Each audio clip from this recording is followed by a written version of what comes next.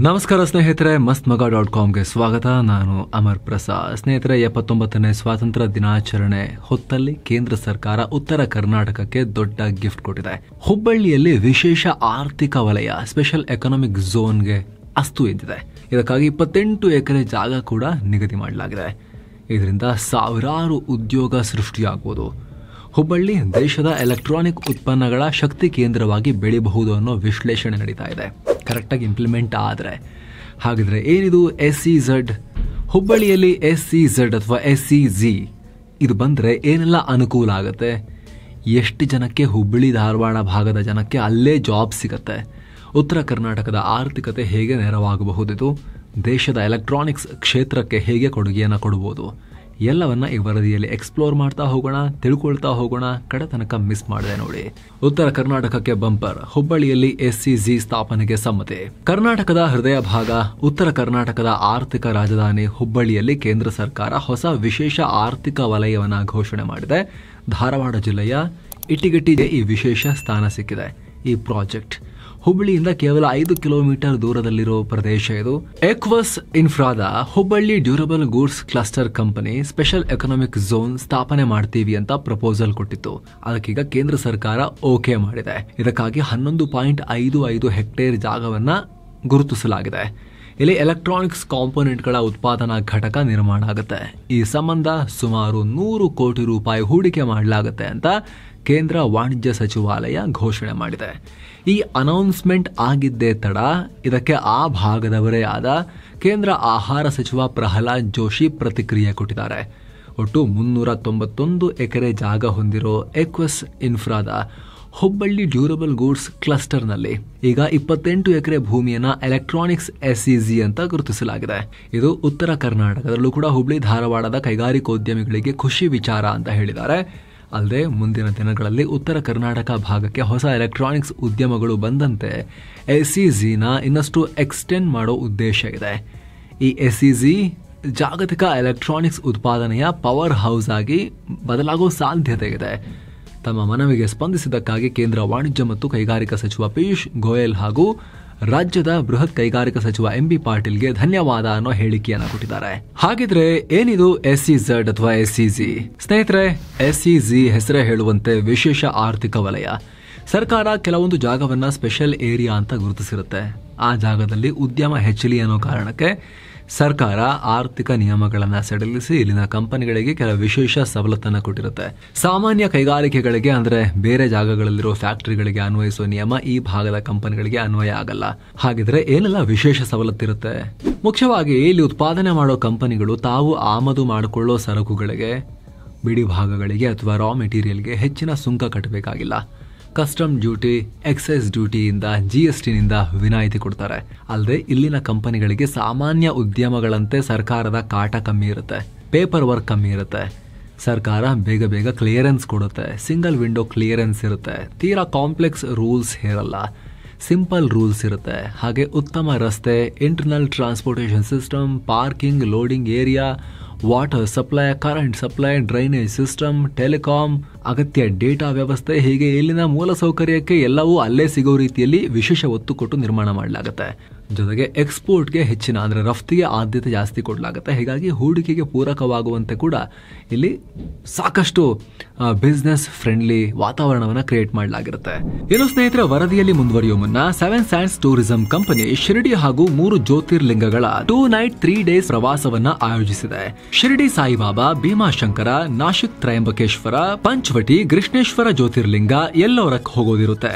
Offer price ಕೇವಲ 22,500 ರೂಪಾಯಿ ಮಾತ್ರ. ಈ ಪ್ಯಾಕೇಜ್ ನಲ್ಲಿ ಫ್ಲೈಟ್ ಟಿಕೆಟ್ಸ್, 3 ಸ್ಟಾರ್ ಹೋಟೆಲ್ ನಲ್ಲಿ ಸ್ಟೇ, 3 ಹೊತ್ತು ಊಟ, AC ಟ್ರಾನ್ಸ್ಪೋರ್ಟ್ ವ್ಯವಸ್ಥೆ, 24/7 ಕನ್ನಡ ಟೂರ್ ಮ್ಯಾನೇಜರ್ ಸೌಲಭ್ಯ, ಹಿರಿಯ ನಾಗರಿಕರಿಗೆ ವಿಶೇಷ ಆರೈಕೆ ಇರುತ್ತೆ.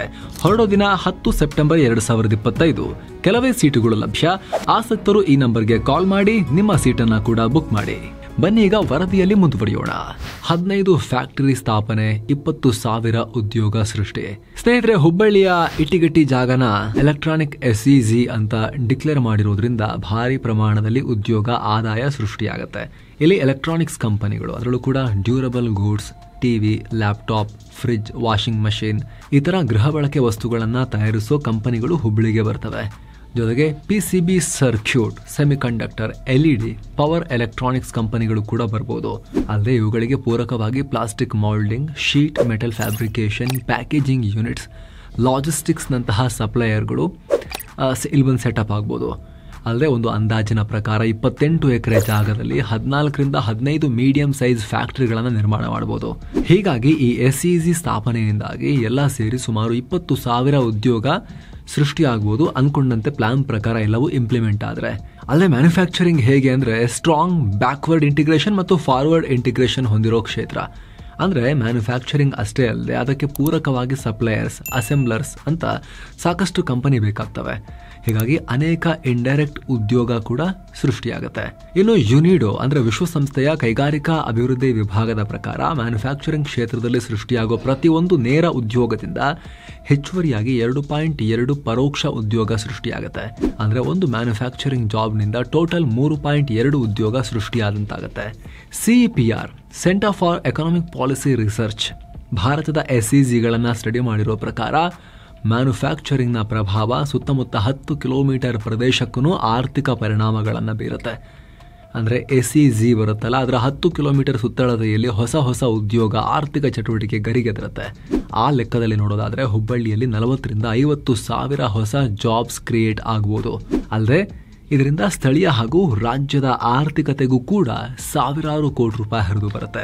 ಕೇವಲ ನೇರ ಉದ್ಯೋಗ ಸೃಷ್ಟಿಯಿಂದಲೇ ಸ್ಯಾಲರಿ ರೂಪದಲ್ಲಿ ವರ್ಷಕ್ಕೆ ಸುಮಾರು 384 ಕೋಟಿ ರೂಪಾಯಿ ಹರಿದು ಬರುತ್ತೆ. ಇದೆಲ್ಲಕ್ಕಿಂತ ಇಂಪಾರ್ಟೆಂಟ್, ಹುಬ್ಬಳ್ಳಿ ದೇಶದ ಎಲೆಕ್ಟ್ರಾನಿಕ್ ಕ್ಷೇತ್ರದ ಪ್ರಗತಿಗೆ ಬಲ ತುಂಬುವ ನಗರವಾಗಿ ಬೆಳೆಯುತ್ತೆ.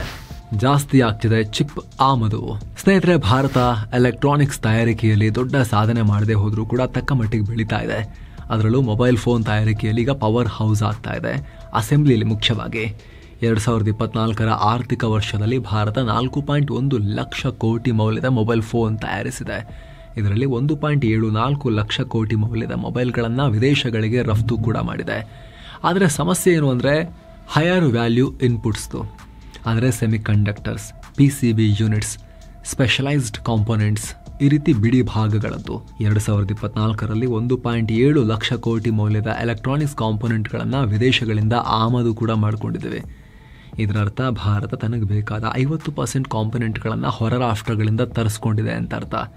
ಇದರಲ್ಲಿ 1 ಲಕ್ಷ ಕೋಟಿ ಮೌಲ್ಯದ ವಸ್ತು ಚೀನಾದಿಂದ, 50,000 ಕೋಟಿ ಮೌಲ್ಯದ ವಸ್ತು ಚೀನಾ ನಿಯಂತ್ರಿಸುವ ಹಾಂಗ್ಕಾಂಗ್ ಸಿಟಿನಿಂದ ಆಮದಾಗಿತ್ತು. ಹೀಗಾಗಿ ಹುಬ್ಬಳ್ಳಿ SEZ ದೇಶದ ಎಲೆಕ್ಟ್ರಾನಿಕ್ಸ್ ಕ್ಷೇತ್ರದ ಸ್ವಾವಲಂಬನೆಗೆ ಶಕ್ತಿ ತುಂಬುತ್ತೆ. ಎಲೆಕ್ಟ್ರಾನಿಕ್ಸ್ ಬಿಡಿ ಭಾಗಗಳ ಉತ್ಪಾದನೆ ಉತ್ತೇಜಿಸಬೇಕು ಅನ್ನೋ ಕಾರಣಕ್ಕೆ ಸರ್ಕಾರ ಈ ಕ್ರಮ ತಗೊಂಡಿದೆ. ಕೇವಲ ಹುಬ್ಳಿ ಅಷ್ಟೇ ಅಲ್ಲ, ಗುಜರಾತ್ನ ಸಾನಂದ್ ಅನ್ನೋ ಕಡೆ ಕೂಡ 37 ಹೆಕ್ಟೇರ್ ಪ್ರದೇಶದಲ್ಲಿ 10,000 ಕೋಟಿ ರೂಪಾಯಿ ಹೂಡಿಕೆಯಲ್ಲಿ ಮತ್ತೊಂದು SEZ ಸ್ಥಾಪಿಸ್ತಾ ಇದ್ದಾರೆ. ಅಲ್ಲದೆ ಈ ಕ್ಷೇತ್ರದಲ್ಲಿ ಬಂಡವಾಳ ಹೂಡಿಕೆ ಜಾಸ್ತಿ ಬೇಕಾಗತ್ತೆ, ತುಂಬಾ ಖರ್ಚಾಗತ್ತೆ. ಅಲ್ಲದೆ ರಿಟರ್ನ್ಸ್ ಕೂಡ ಸಿಗೋದು ತುಂಬಾ ಲೇಟ್, ಸ್ಲೋ. ಹೀಗಾಗಿ ಈ ಕ್ಷೇತ್ರಕ್ಕೆ ಹೂಡಿಕೆ ಬರೋದು ಸ್ವಲ್ಪ ರಿಸ್ಕಿ ಅಂತ ಹೇಳಿ ಯಾರು ಧೈರ್ಯ ಮಾಡಲ್ಲ. ಅದೇ ಕಾರಣಕ್ಕೆ ಸರ್ಕಾರ ವಿಶೇಷ ಕಾಳಜಿಯನ್ನು ತೋರಿಸ್ತಾ ಇರೋದಿಲ್ಲ. ಇನ್ಫ್ಯಾಕ್ಟ್ ಇದಕ್ಕಾಗಿ SEZ ನಿಯಮಗಳನ್ನೇ ಚೇಂಜ್ ಮಾಡ್ತಿದ್ದಾರೆ. ಸ್ಪೆಷಲ್ ಎಕನಾಮಿಕ್ ಝೋನ್ನಲ್ಲಿ ಸೆಮಿಕಂಡಕ್ಟರ್ ಹಾಗೂ ಎಲೆಕ್ಟ್ರಾನಿಕ್ಸ್ ಪ್ರಾಡಕ್ಟ್ಸ್ ತಯಾರಿಕೆಗೆ ಮುಂಚೆ ಕನಿಷ್ಠ 50 ಹೆಕ್ಟೇರ್ ಜಾಗ ನಿಗದಿ ಮಾಡಬೇಕಾಗ್ತಿತ್ತು. ಆದರೆ ಈಗ ಸರ್ಕಾರ 10 ಹೆಕ್ಟೇರ್ ಜಾಗದಲ್ಲೂ ಪ್ರೊಡಕ್ಷನ್ ಶುರು ಮಾಡ್ಕೋಬಹುದು, ಅದಕ್ಕೆ SEZ ರೀತಿನೇ ಫೆಸಿಲಿಟೀಸ್ ಕೊಡ್ಬೋದು ಅಂತ ಅನೌನ್ಸ್ ಮಾಡಿದೆ. ಅದೇ ರೀತಿ ಈಗ ಹುಬ್ಬಳ್ಳಿಯಲ್ಲೂ ಕೂಡ ಇಂಥ ಒಂದು ಹೆಜ್ಜೆಯನ್ನು ಇಡಲಾಗ್ತಿದೆ. ಇದಕ್ಕೆ ಸಂಬಂಧಪಟ್ಟಂತೆ ನಿಮ್ಮ ಒಪಿನಿಯನ್ ಏನು ಕಾಮೆಂಟ್ ಮಾಡಿ ತಿಳಿಸಿ. ಮತ್ತೆ ಭೇಟಿ ಆಗ್ತಿರೋಣ. ನಮಸ್ತೆ.